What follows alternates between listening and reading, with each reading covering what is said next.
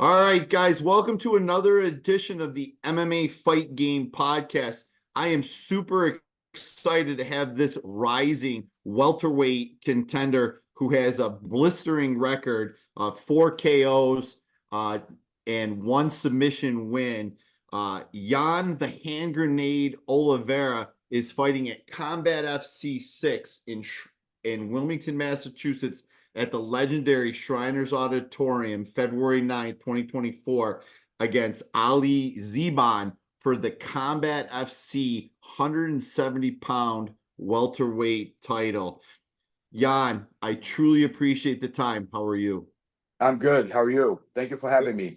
Yeah, absolutely. A great meeting you. Great talking to you. We were talking offline, and I actually got to see one of your fights when I was at Combat FC 4 back in, let's see, when was Combat FC 4? Back in June of 23, when you you got your first professional submission win in a fight. It was a great win. As we were talking, I thought it was very slick. And now to see you back on another Combat FC card. If people don't know about Combat FC, it's a growing promotion in the Northeast in Wilmington, Mass, by Joe Cavallero, Rick Caldwell. It's a very entertaining time. If people are mixed martial arts fans of you, they can DM you to get tickets to the February 9th bout as well. So we want to put it out there as well. So talk to me about how this bout came up for you to get the 170-pound title versus Ali Zebian. Yeah, so pretty much Rick and I had been in talks of what we were going to do next for me. And I wanted a little step up in competition. I wanted to step up. I wanted to start getting some tougher guys and some guys with, good experience and who are also on a rise as well. And Rick came up with Ali, and he offered us the fight. And yeah, we said we love the fight. I love that fight. So yeah, we're excited for it. Yeah, and absolutely. Ali is currently 10-4. Based on his record, he looks to be a very grindy opponent. What are your expectations for that February 9th bout against Ali Zebian? I expect to be a really good fight. I expect to be a good fight. I don't necessarily think that this is going to be, a walk in the park by any means. I think Ali is a good fighter. He's very well-rounded. He's slick. He's a grinder. So I expect this to be a good fight. That's what I expect. Yeah. Do you have any predictions on how the night you think it's going to be a finish, or you're just going to kind of play it out and have a game plan and see how the cookie... I'm going to finish him. I don't see this fight going to distance. If you look at my track record, you see that I don't let fights get to distance. And I'm one of those guys that I'm a killed or be killed type of person. I'm not afraid to get in there and get into an ugly fight. I'm not afraid to get hurt. I'm not afraid to get knocked out. I'm not afraid of any of it. But also I'm not afraid to really go after it and make the fight my fight. I'm a pretty smart fighter. I fight smart. I get a good read on guys. So I truly do believe that I will finish Ali.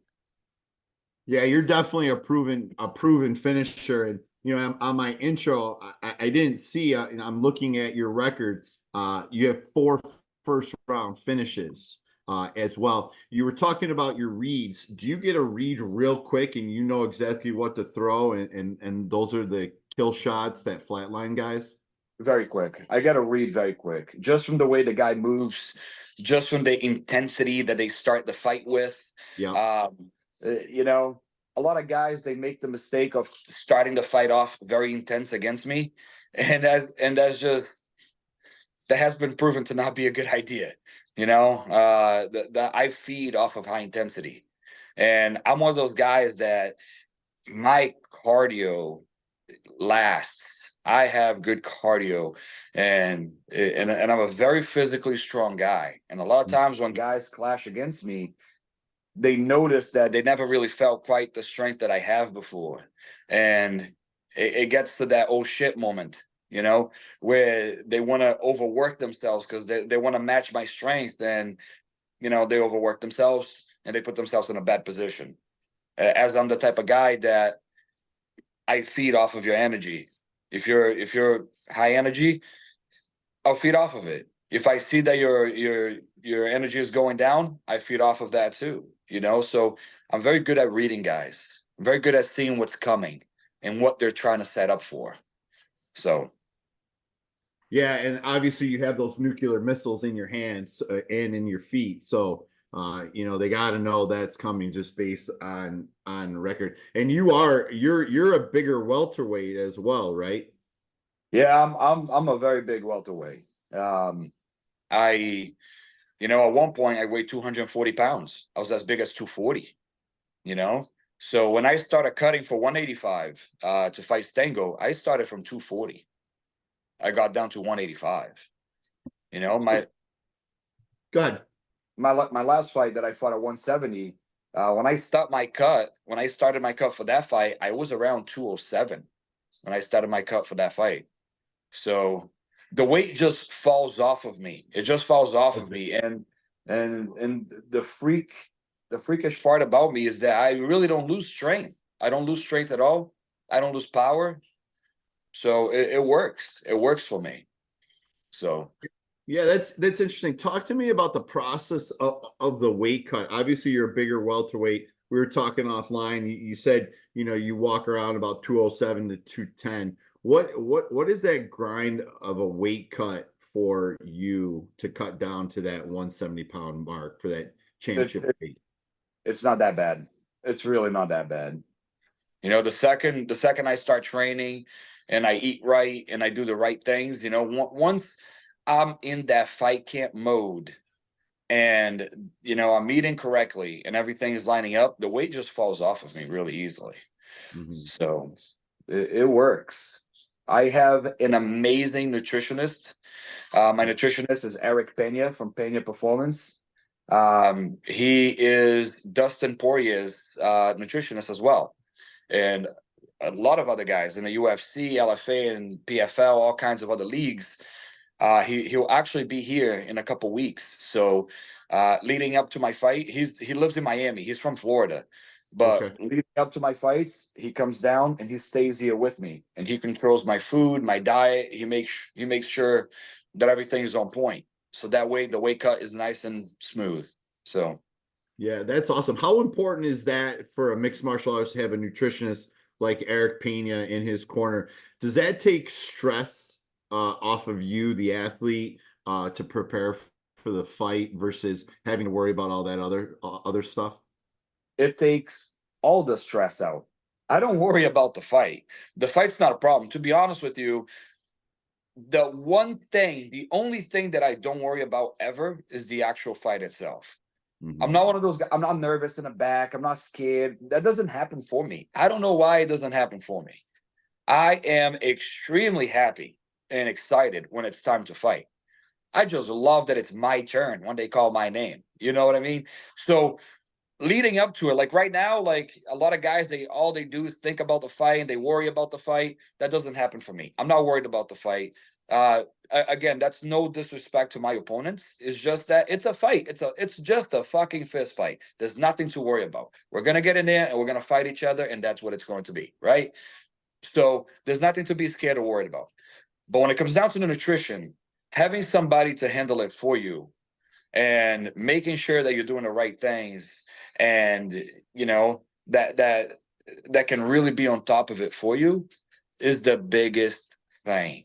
So I feel like for a fighter, if you're a fighter and you're taking it seriously, it is extremely important to have somebody in your corner that is handling your nutrition, that's making sure you're eating right, to take that stress off of you. And I'll be honest with you, I could not recommend Eric Pena enough.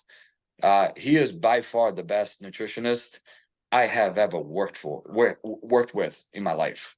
He really makes things simple and easy. So Yeah, it looks at how did you get hooked up with Eric? I got hooked up with Eric with Thiago Alves.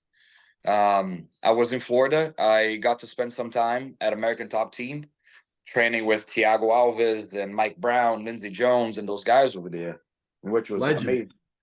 Legends. You know, he gave me a really good opportunity. He welcomed me into ATT to come train with them, and I got to spend roughly 10 days with them as well, training with them. And Thiago and I were talking, and we all know Thiago Alves was always a big 170. Thiago Alves is a big, strong dude. And him and I were talking, we're next to each other. He was just like, dude, you're a big 170. He was like, you're riding pretty big at 170. And I'm like, yeah, man, you know, I'm looking to work with a nutritionist so I can keep my weight low. And he recommended me Eric. And he was just like, you ought to talk to Eric. And Eric and I started talking, and it was just match made in heaven from the beginning. He was here for my last fight. He spent like, I think it was like 7 or 8 days here with me for my last fight leading up to it. And it was awesome. He made my life a lot easier, to say the least. Oh, I bet, because I see some of those. You know, I was talking to one of the headliners, and we'll get into that. You know, I was talking to Don Shanis last night, and you know, he was telling me some horror stories about his weight cuts. And obviously you're one of the 3 title fights on February 9th at Combat FC 6. Obviously the headlining bout, Nate Grieb, is from ATT, probably expecting, you know, Thiago to be in Nate's corner again, like he was when he fought for the 155 title. Would Thiago be in your corner as well? No, Thiago will not be in my corner. Thiago's not my corner man. You know, because I don't train full time with ATT, you know, so yeah. Now, I know you train out of Lucas Valley, BJJ, and then obviously Lee Ells, for people who don't know, is the current defending light heavyweight champion, striking coach as well. Do you train full time with those guys, or are you still kind of like a part-time, then have a side hustle to offset living expenses and things like that? No, I train full time with them. Lucas Valley is my full time BJJ coach. Lee Alves, he is my full time striking coach. I own a construction business. Okay. So you know, that's how I make my living. So my guys, I got people that work for me. Obviously, I'm still involved in my business. I work, but I don't have to.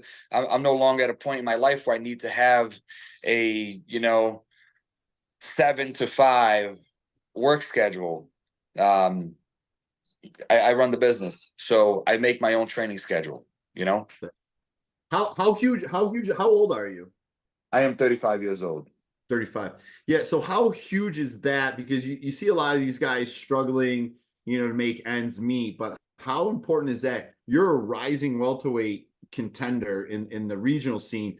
Probably soon with a win, you know, you're probably at that next level. How important is that for you to not really have to worry about finances and be able to train when you need to kind of chase another dream? Because you already have, you know, your life set, and now you can go chase another dream. How important is that? It's extremely important. Yeah, you know, fighting is one of those things that, you know, we got to call it for what it is, and we have to be honest with ourselves. If your name is not Conor McGregor, Adesanya, Dustin Poirier, and those guys, you're not making real money. You know, you're not making real money. If you don't have a big name in the UFC, you're not making real money. Now, we all know that the PFL is doing things very differently now, and guys are starting to get paid. But in the regional scene, you really don't make a lot of money, you know? So it's one of those things that if you have people helping you with finances and you got sponsors, that is a big deal.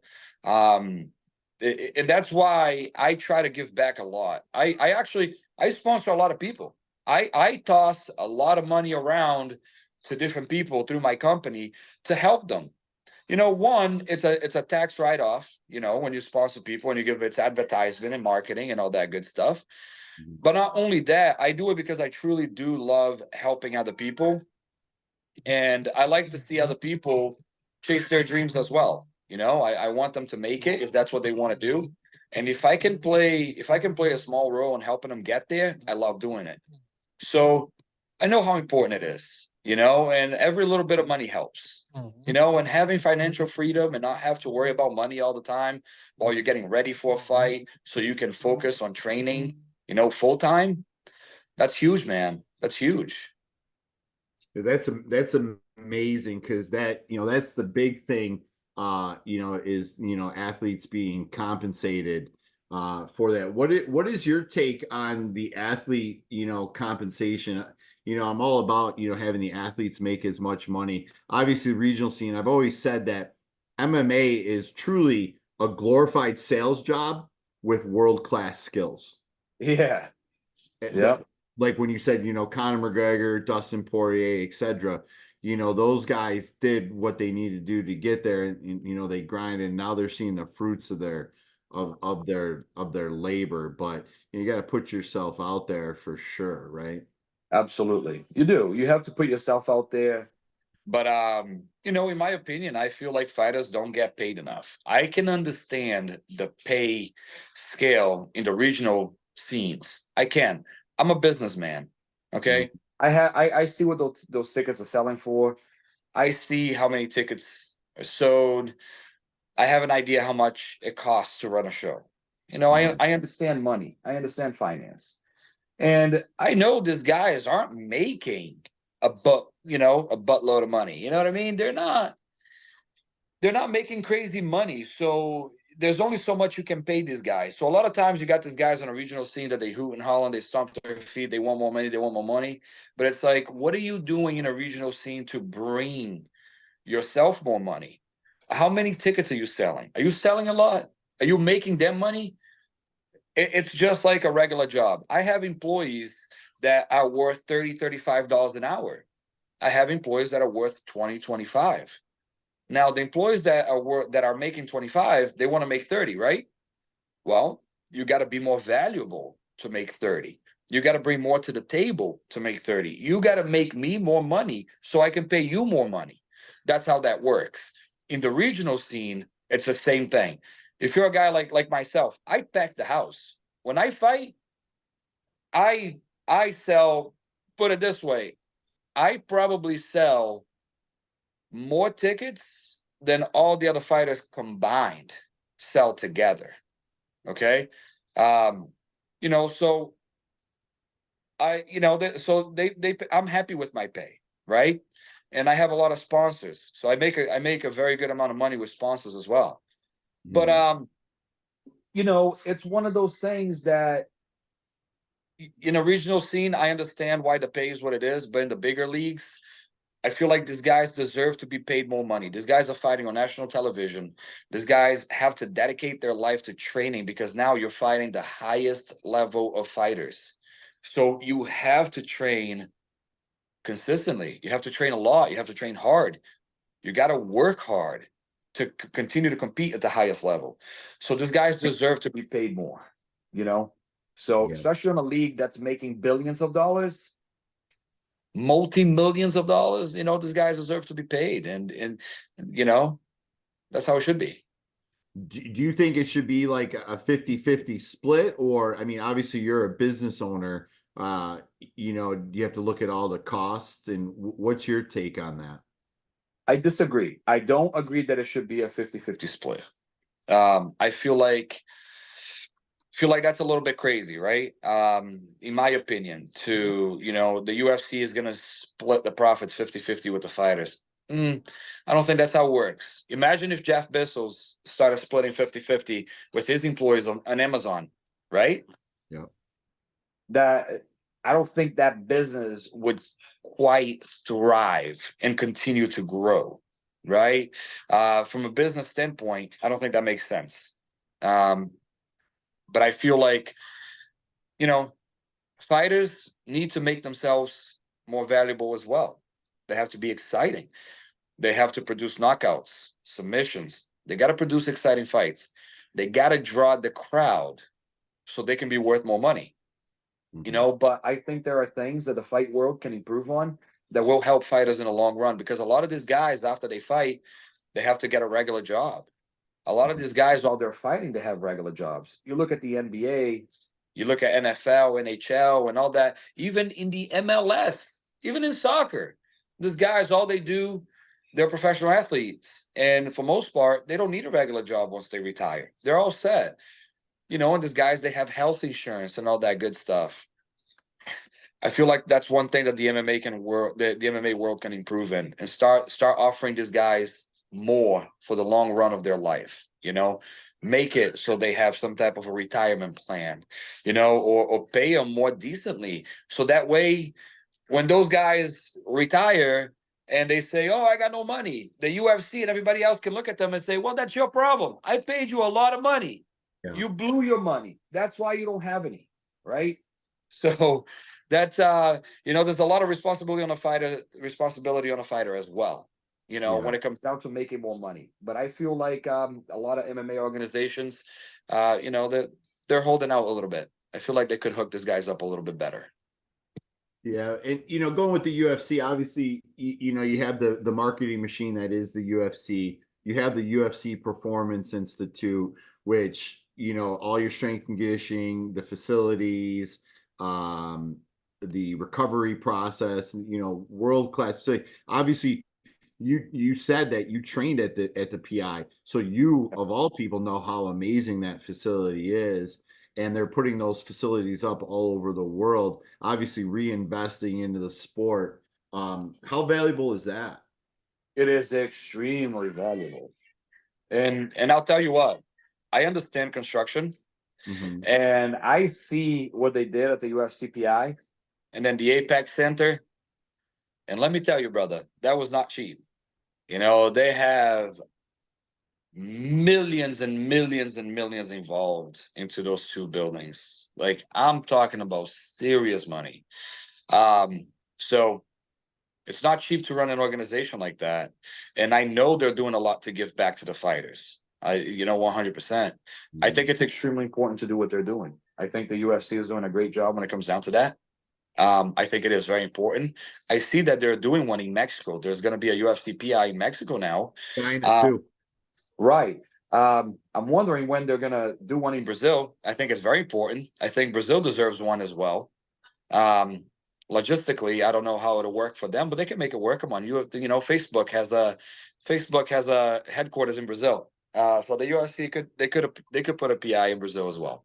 But yeah, I just don't know if I've heard Dana say that. I thought it was Africa, China, and Mexico. I could be mistaken on the Africa, but I'll look that up and I'll hit you back. So with the successful win on February 9th at Combat FC 6 against Ali Zebian, what would be a perfect scenario for you? The UFC. That is 100% what I'm expecting. I'm expecting that after Ali Zebian, and don't get me wrong, I'm not looking past Ali. I'm not looking past him at all. I'm taking him very seriously. But I feel like a win over him is that's next step. Go to the UFC. Not sure if I'll get a fight in a contender series due to my age. We all know how Dana White feels about guys around the 34, 35, 36-year-old range in the contender series. But if that opportunity arises, I do not care who they want me to fight. I will go in there. I'll take a fight against anybody. I'll take that fight if it's a last-minute replacement in the UFC, because we all know that happens a lot. Yeah. I feel like I'm in a very unique situation, and I'm well connected right now at this point with some really good guys who are very close to Dana, who have already vouched for me, who have already had some conversations about me.